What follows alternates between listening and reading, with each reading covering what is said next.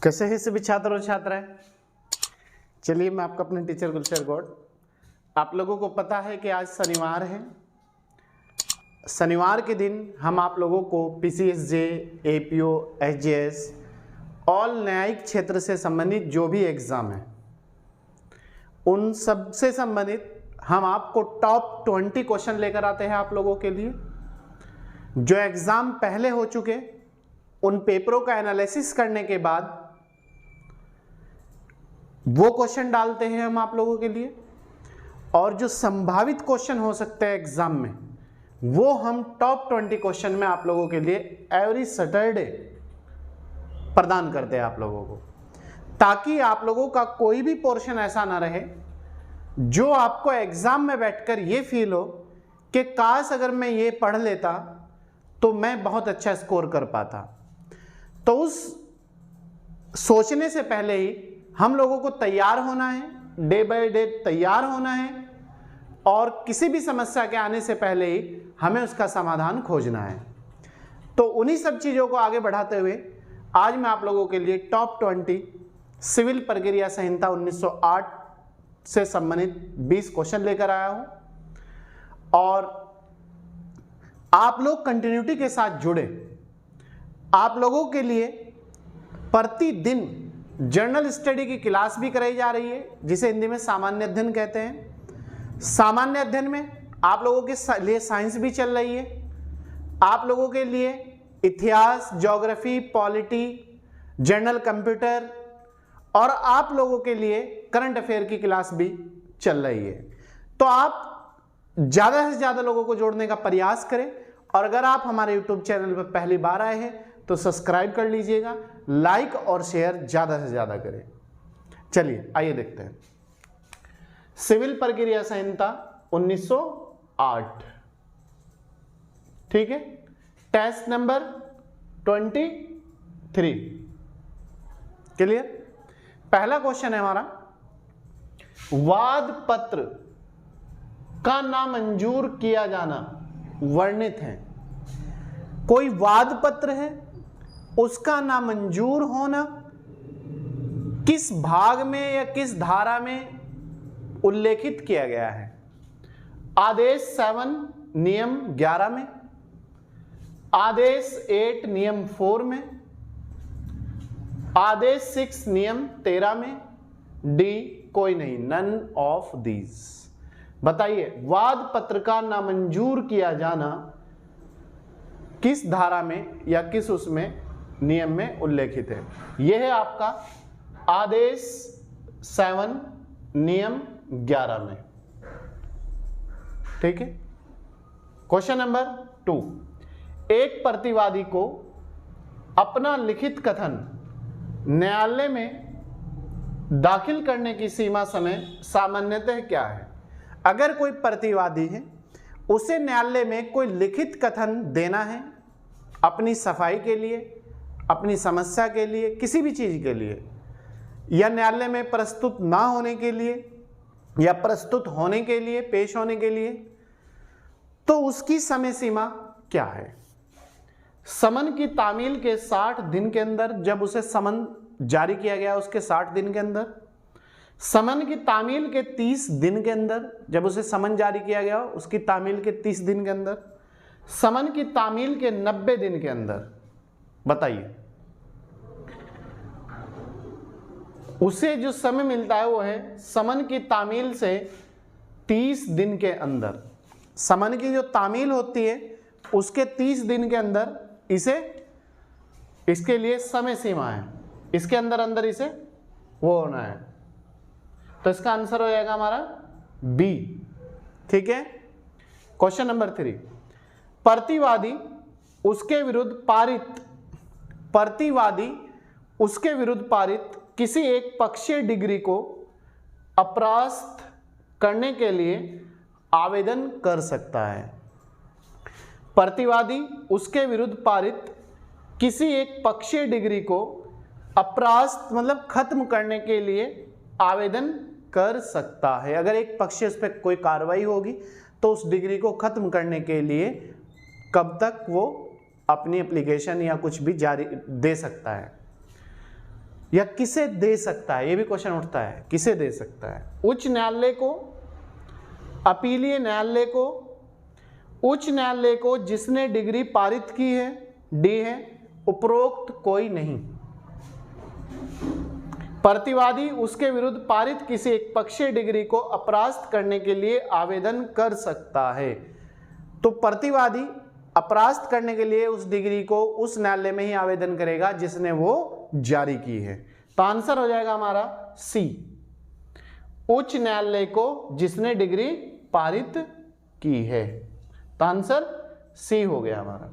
ठीक है, इसके बाद नेक्स्ट क्वेश्चन है हमारा, एक पक्षीय अपील का प्रत्याहरण किए जाने के आदेश 9 नियम 13 के अंतर्गत प्रस्तुत आवेदन होगा।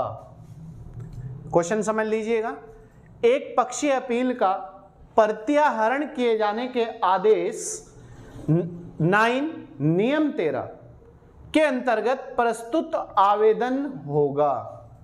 अस्वीकृत होगा, वापस किया जाएगा, रिटर्न, या फिर पोषित किया जाएगा। आदेश 9 नियम 13 के अंतर्गत जो आवेदन होगा वो पोषित किया जाएगा।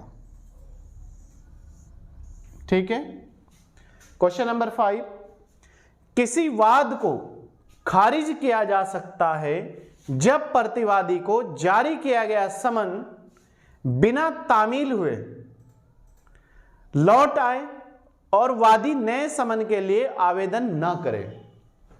याद रखना, किसी वाद को खारिज किया जा सकता है जब प्रतिवादी को जारी किया गया समन बिना तामील हुए लौट आए, कोई मिले ना, या फिर वो समन ना ले। ठीक, और वादी नए समन के लिए आवेदन ना करे। मतलब अगर हमें समन नहीं मिला, कोई हमारा केस चल रहा है न्यायालय में या कहीं भी कोर्ट में, तो समन जारी किया गया न्यायालय ने, क्या तो हम वहां प्रस्तुत नहीं है, उपस्थित नहीं है उस समय, या हमने वो समन लिया नहीं। एक कंडीशन तो ये। दूसरी कंडीशन ये है कि अगर ऐसा है तो उसे 7 दिन के अंदर नया समन जारी करने के लिए आवेदन करना होता है। तो अगर आवेदन ना करे तो वो फिर एक पक्षीय कार्रवाई हो जाती है। तो कितने समय सीमा के अंदर? 30 दिन तक, 60 दिन तक, 90 दिन तक, 7 दिन तक।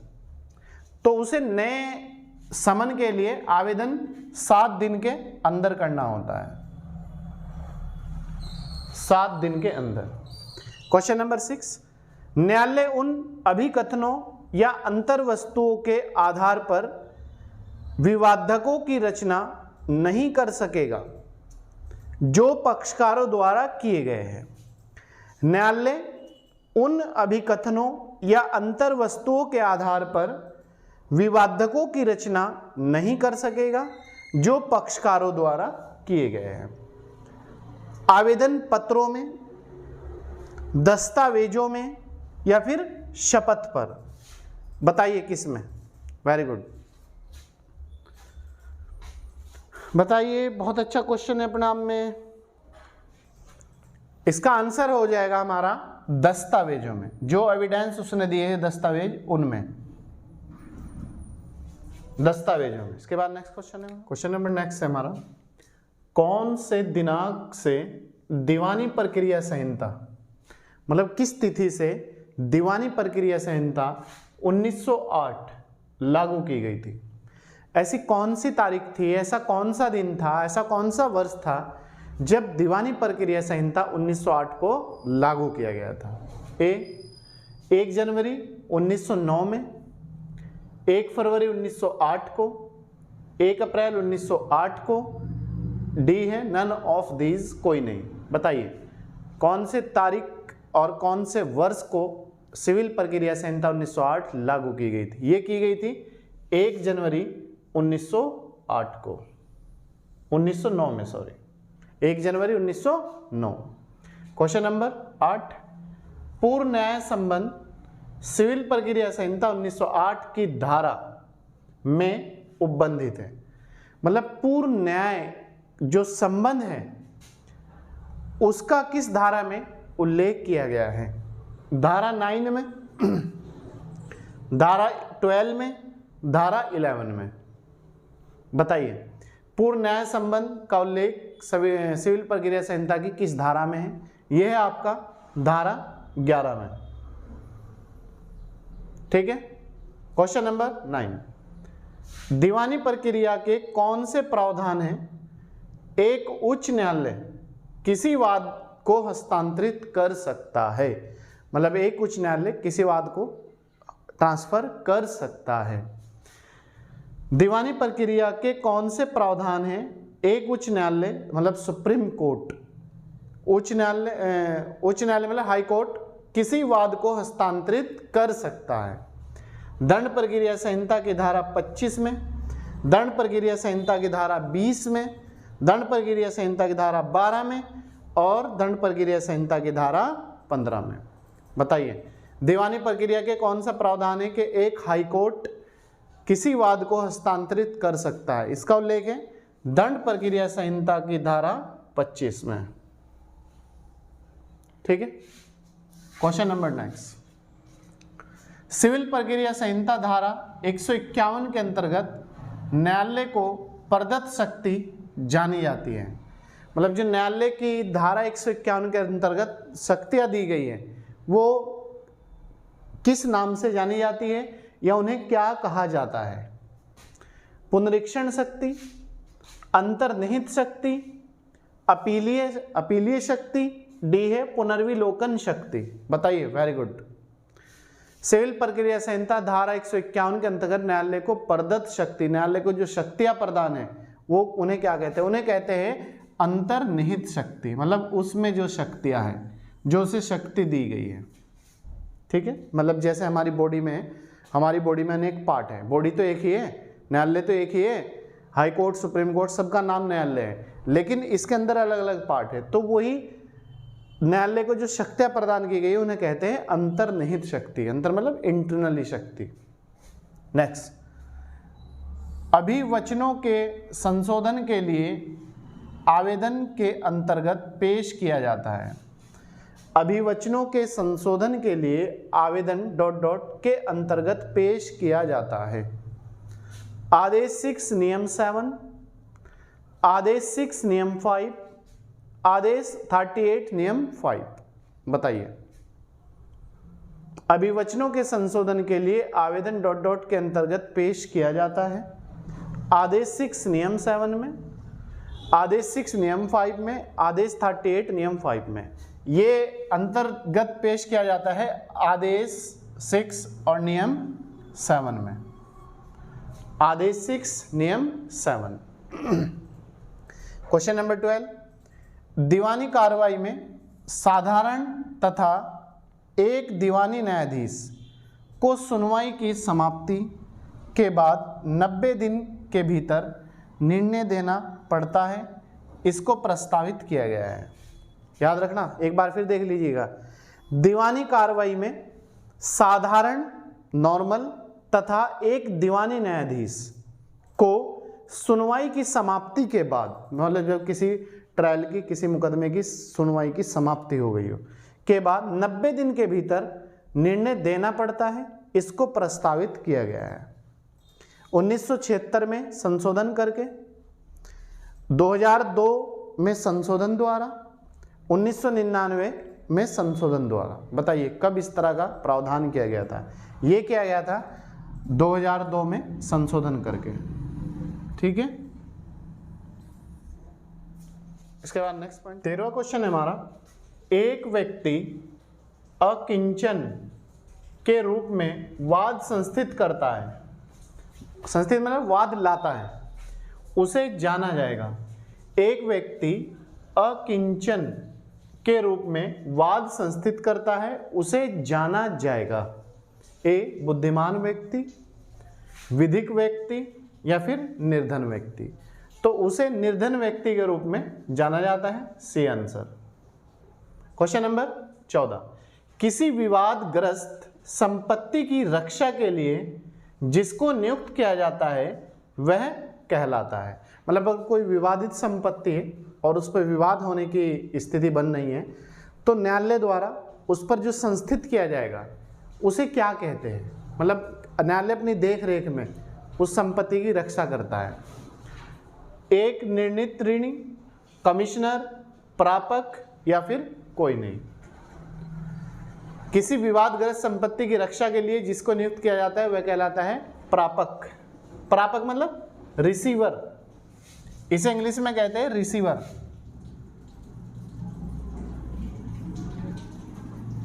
रिसीवर न्यायालय अपनी तरफ से नियुक्त करता है ऐसे रिसीवर को। क्वेश्चन नंबर 15, निम्न में से कौन सा दीवानी प्रक्रिया संहिता की धारा 29 में परिभाषित निर्णय कहा जा सकता है? निम्न में कौन सा दीवानी प्रक्रिया संहिता की धारा 29 में परिभाषित निर्णय कहा जा सकता है? एक आदेश, एक डिग्री, एक आदेश या डिग्री के आधारों का कथन। बताइए, धारा 29 में परिभाषित जो कहा जा सकता है वो कहा जा सकता है एक आदेश या डिग्री के आधारों का कथन। ठीक है। क्वेश्चन नंबर 16, अंतःकालीन लाभ मीन्स प्रॉफिट, मतलब इसका मीनिंग है अंतःकालीन लाभ का प्रॉफिट के बारे में उपबंध सिविल प्रक्रिया संहिता की 1908 की किस धारा में दिए गए हैं? अंतःकालीन लाभ मीन्स प्रॉफिट के बारे में उपबंध सिविल प्रक्रिया संहिता 1908 की किस धारा में उल्लेख किया गया है? धारा 210 में, धारा 212 में, धारा 214 में? बताइए। वेरी गुड, बताइए क्या आंसर हो जाएगा? ये किया गया है धारा 212 में। ठीक है। क्वेश्चन नंबर 17, दीवानी प्रक्रिया संहिता की निम्न धाराओं में से कौन सी धारा आदेश को परिभाषित करेगी? कौन सी ऐसी धारा है जो किसी आदेश को परिभाषित करती है या प्रमाणित करती है या उल्लेख करती है? धारा 22, धारा 29, धारा 214, धारा 215? आदेश को जो पारित करती है वो है धारा 214। ठीक है। क्वेश्चन नंबर 18, दीवानी प्रक्रिया संहिता निम्न धाराओं में से कौन सी दीवानी न्यायालय के क्षेत्राधिकार से संबंधित है? दीवानी प्रक्रिया संहिता निम्न धाराओं में से कौन सी दीवानी न्यायालय के क्षेत्राधिकार से संबंधित है? धारा 4, धारा 5, धारा 6? दीवानी न्यायालय के क्षेत्राधिकार से जो संबंधित धारा है वो है धारा 6, मतलब कहां तक उसका क्षेत्राधिकार है, कहां तक उसका राइट है। क्वेश्चन नंबर 19, निम्न में कौन सा दीवानी प्रकृति का वाद नहीं है? दीवानी प्रकृति का नहीं है, सिविल प्रकृति का है। संपत्ति का अधिकार, जाति से निष्कासन का अधिकार, पूजा का अधिकार या फिर विशिष्ट अनुतोष का वाद? इसमें देखो, संपत्ति का अधिकार, पूजा के अधिकार, जाति से निष्कासन का अधिकार और विशिष्ट। ये जाति से निष्कासन का जो अधिकार है ये सिविल प्रकृति का है, ना कि दीवानी प्रकृति का है। ठीक है। क्वेश्चन नंबर 20 और लास्ट क्वेश्चन है आज के टेस्ट का, विचाराधीन न्याय का उल्लेख किस धारा में है? विचाराधीन न्याय का उल्लेख किस धारा में है? धारा 10 में, धारा 33 में, धारा 16 में या फिर कोई नहीं? बताइए। विचाराधीन न्याय का जो उल्लेख है वो है धारा 10 में। ठीक है। तो ये था प्यारे छात्रों छात्रों आज का हमारा टॉप 20 नंबर का टेस्ट।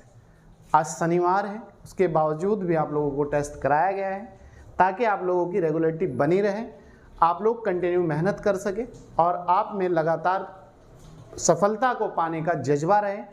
तो इन सब चीज़ों को ध्यान में रखते हुए हम लोग आप लोगों के लिए एवरी सैटरडे टेस्ट लेकर आते हैं। तो आप इस वीडियो को ज़्यादा से ज़्यादा शेयर करें, लाइक करें, अगर पहली बार आए तो सब्सक्राइब जरूर करें और प्यारा सा एक कमेंट भी जरूर करें। और आप लोग ये बताएं कि हमारी क्लास आप लोगों को कैसी लग रही है, हमारी क्लास का जो मैनेजमेंट है दिन प्रतिदिन का वो आप लोगों को कैसा लग रहा है, और अपनी राय भी हमें आप ज़रूर प्रेषित करें। चलिए, आप लोगों का धन्यवाद। Thank you.